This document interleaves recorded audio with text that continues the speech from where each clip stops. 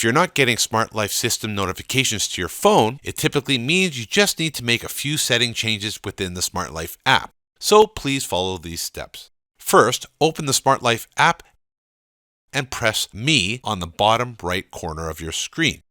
Then press the Settings button on the top right of the screen. Now select App Notification.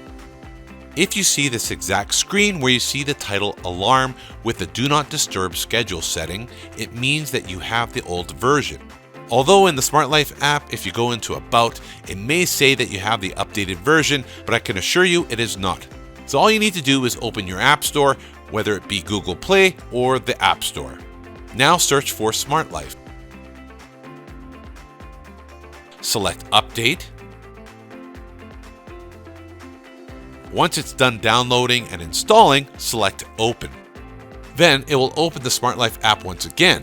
You'll need to press Me on the bottom right side of the screen again, and then press the Settings button on the top right side of the screen. Now select App Notification. You will now see Set Device Alarm Mode with 3 different options. These 3 options are System Notification, Phone Call, and SMS Message. Please make sure that the system notification is turned on. System notifications are events that are displayed on your phone at the top of the screen, as well as in your notifications panel, the same way as your phone's alarm clock, messenger, or other apps would. To enable system notifications, select it, then press the Enable System Notifications button, and then press the back button. Then make sure that phone call and SMS message are both turned off.